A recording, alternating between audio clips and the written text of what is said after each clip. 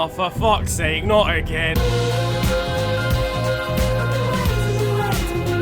Yo guys, it's your boy Niran here, and welcome to FTW. This of course is the series where I bring to you the best and more frequently the worst of what football has to offer during the last 7 days. Now what's been kicking off in the world this week? Well, cryptocurrency is firmly in the mud. It's crashed harder than Aston Villa's season, or just any car driven by Jack Grealish. People who have spent their entire wages, life savings, trust funds and wife's supermarket budgets on Trimcoin are about to get a visit from the bailiff. This is what you get for investing into a currency made on a 2007 Casio A-level calculator. These fake turtleneck-wearing financial advisors are finally finished, but realistically, you could earn 250k if you invest during a dip into my offshore shell company. Minimal amounts of percentage. Oh my god, just shut up, man. It's gonna take a lot more than just paper straws to save these turtles. And after investing so much, at crypto to the moon _1 here is feeling like it's a kick to the balls. And speaking of those, I want to say a massive thank you to the strapping lads over at manscaped.com for sponsoring today's episode. Now, what is Manscaped? Well, it's the only dedicated men's brand for below-the-belt grooming, so you know the quality of product's gonna be good. We love a stat around here, okay? 85% of women say they prefer their men to at least look after themselves a bit. But it's hassle, and you get flashbacks of that injury you caused yourself. Why were you using scissors in the first place, man? With products like the Lawnmower 3.0, you don't have to worry about that. It's waterproof, cordless, and designed to make sure you don't get those cuts and nicks. The Weed Whacker is a trimmer for your nose and ear hair. They even offer a hygiene plan, which means you get your products replenished and blades for your trimmers replaced every 3 months. And you think, oh, Niran, nah, it can't get any better. Well, I'm here to tell you it can. Because if you click the link down in the description, you can get 20% off as well as free shipping at manscaped.com if you use my promo code FNG. As I said, click that link down below for money off your orders. On to the football though now, and... Oh my god. Oh man, what actually is football at the moment? Liverpool needed a 95th minute header from goalkeeper Alisson to save their Champions League hopes against an already relegated West Brom side. That makes it sound a lot less dramatic now. It's like football sees this series and knows that I need titles. This overgrown hedge needs me. Alisson going forward for a corner and single-handedly giving us the opportunity to get into that top 4. He now has as many goals in the Premier League this season as Willian, and it's his job to prevent them going in. Though in fairness, Willian does stop a lot of goals from happening too. He's our most prolific goal scorer. Get Sadio out of the team. The geezer's playing like he's a trialist anyway. Bobby's sat by the touchline taking notes. The image that we were left with truly is a work of art. Is there a Firmino section here? Yeah, it's over there, geezer. Abstract. I've not seen this level of composure in front of goal since November. Meanwhile, Nat Phillips is flinging himself into the mix like an RBS-15F homing missile. In fairness, if Nat connects to that ball, it would have transformed into the shape of a triangular prism. I just hope this hasn't gone to the Brazilian's head. I don't want to see balls getting lofted into his penalty area and him sensing an opportunity to try and noggin it clear. No, Ali, you need to use your hands. For crying out loud. Liverpool lost their minds on Twitter. Who had this goal graphic ready in the first place? It's mental we even needed this kind of divine intervention anyway. We almost had our Champions League hopes ended by Matt Phillips and Darnell Furlong. Overall though, one of my favourite Liverpool goals of all time. It's such a beautiful story. For the poetic ending, we simply have to qualify now. And more importantly than that, I'm actually really just happy for Ali after such a difficult season for the guy. After the passing of his father, he gave an extremely emotive interview. Football is my life. I play since I remember with my father. I hope he was here to see it, but I'm sure that he's seeing with the God on his side. No, man, there's just something in my eye. Elsewhere, and Leicester won their first ever FA Cup in dramatic fashion, beating Chelsea 1-0 in front of fans at Wembley. They won it thanks to a Yuri Tielemans wonder strike, although Chelsea fans were having none of it. We should have probably won the game. A lucky goal. Where's the luck in this? Oh yeah, extremely fortunate to have been born with 2 legs to give him the opportunity to score. Edouard Mendy would have saved this, apparently. We've got fans doing advanced algebra over here to work out Kepa Arrizabalaga's wingspan. Just accept it's a good goal. Though to be fair, if Thomas Partey tries it in this... I thought we had time off. Thomas Tuchel chose a bad time to start his MC career. Draw for the tool. Go on and think I'm a fool. Go on. He's probably just gassing himself up to fight Tammy Abraham's girlfriend. But Chelsea fans felt most aggrieved by a late offside call to rule out an equaliser set up by Ben Chilwell. Oh, yes, we take that. Was that Chillers against his old team? Yes, it was. And Money Mace. Money Mace. Always Mason.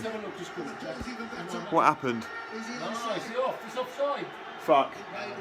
You know what? I take it back. VAR is phenomenal. But based off normal VAR calls I've seen, this one seems pretty clear in my opinion. They were really asking to bottle it after the announcement of their home kit. And really and truly, this fan deserves better. But I'm so happy for Leicester. The supposed underdogs have done it again. Kelechi Iheanacho was absolutely loving it. And so was their owner. It's great to see this connection between someone who owns a football club and their staff as well. But Daniel Amati came under scrutiny for, as they say in the industry, yeeting a Chelsea flag after the game. This man really said, Chelsea shit. Yeah.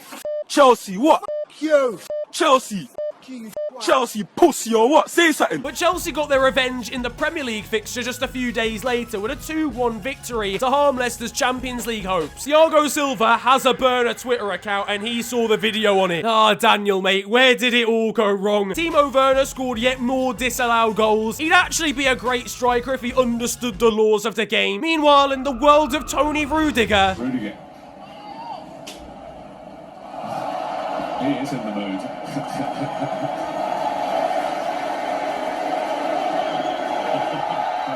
And there was a scare for Chelsea fans when N'Golo Kante limped off during the game. Turns out he could feel tightness in his hamstrings and brought himself off the pitch before any more damage was done. The guy's so good defensively, he can intercept injuries. Elsewhere, Richard Keys and Andy Gray are bemused by Everton's entrance music. A couple of things went Liverpool's way today. Am I hearing a fire alarm?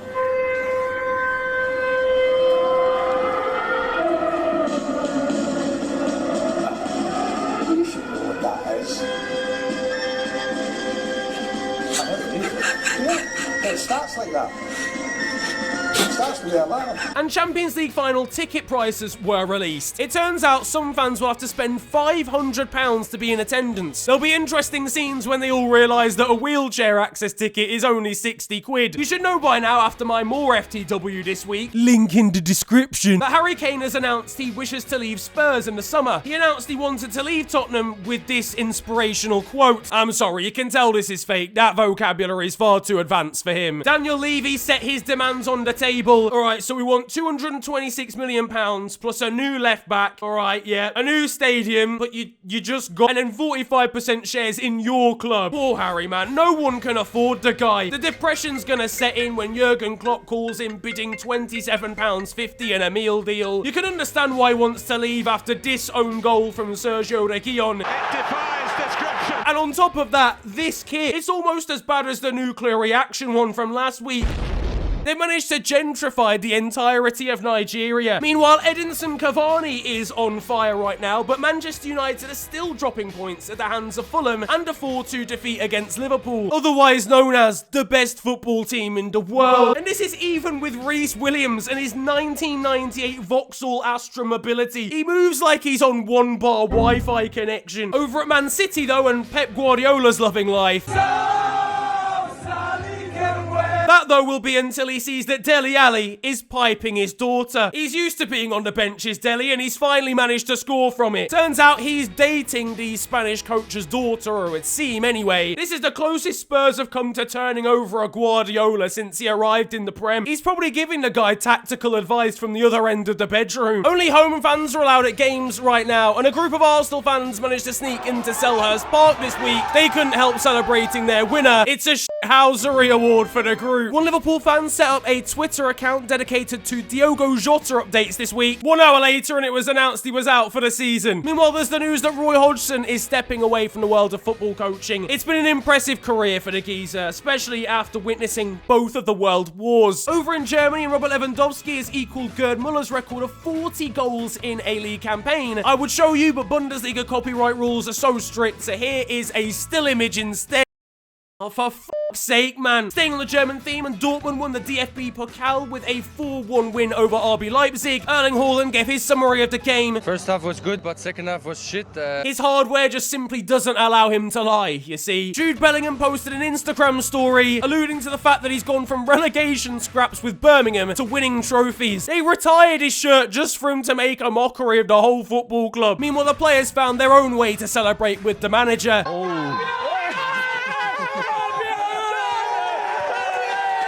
Over in Italy, and I really don't know what's going on at Inter Milan training. We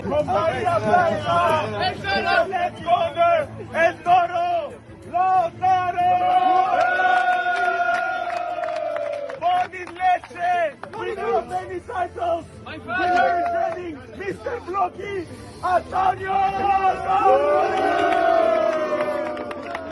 Imagine trying this in England with, like, Burnley. Sean Dyche should knock you out with a clear of his throat. And the new Juventus home kit has been announced as well. 2 sponsors at the same time. How broke are these lot? There are about 3 league campaigns from a shirt looking like this. This is a Europa League playing on a Thursday night against Lokomotiv Plovdiv kit. Exos was better. They've made themselves look like the PES version. This is Piemonte Calcio's kit for next year. There's the news that Karim Benzema has been recalled to the French national side for the Euros this summer. Fair to say the fans are pretty excited. But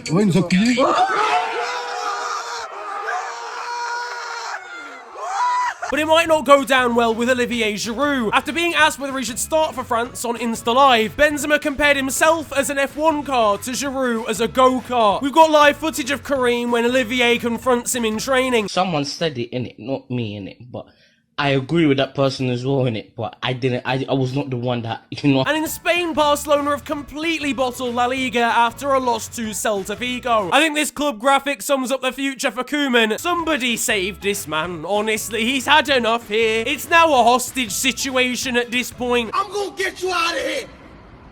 I promise you. At least he finally managed to deliver that Champions League he was promising on. Pero tuve la suerte de tener grandes ejemplos. And it's their former striker, Luis Suarez, who's done the damage for Atletico Madrid to put them in the driving seat. It's mad how he's come back to bite them. Isn't it? I guess, because, you know... Hello all, and welcome to The Beautiful Game, the segment where we take a look at the poetic and brilliant side of the game that we love. We are back, by popular demand, for yet more glorious beauty.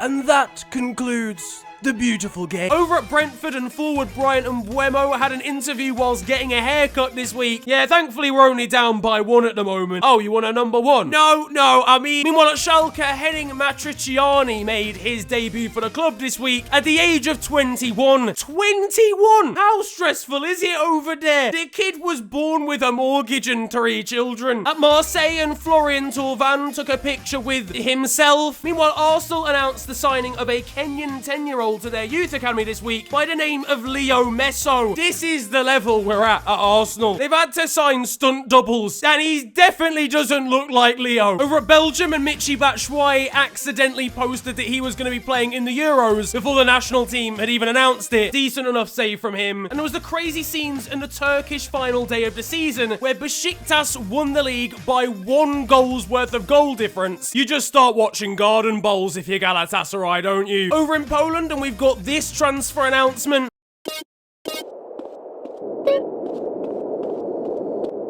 SC Płock. Ptaszki ćwierkają, że kontrakt z Wisłą przed...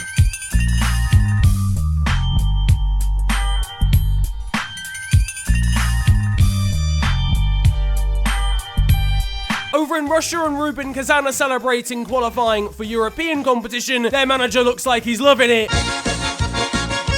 I wouldn't mind, but it's only for the Conference League, lads. It's not even that deep. In the MLS now, we've got perhaps the most ridiculous offside decision of the season.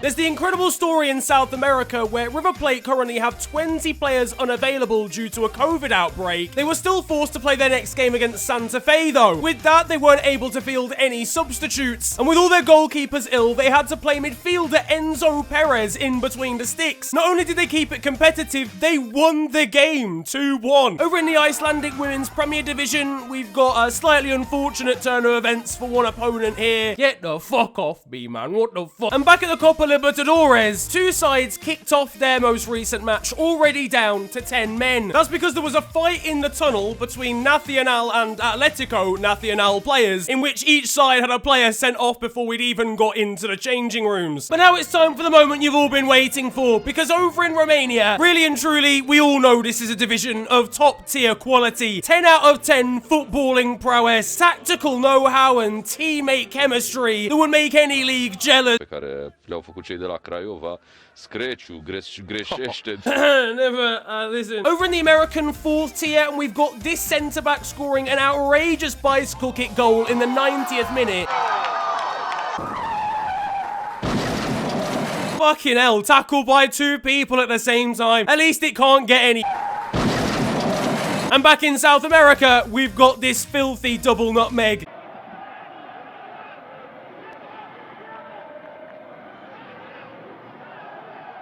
Let's not take the piss here. Now though it's time for Still at 0-0, and you guys know the score by now. This is the segment of the show where I bring to you the best of Sunday League and amateur football. Now the last couple of weeks we've seen some genuine quality within the Sunday League version of the game. Excellent finishing ability, wonderful build-up play. Unfortunately we're not getting any of that this time around.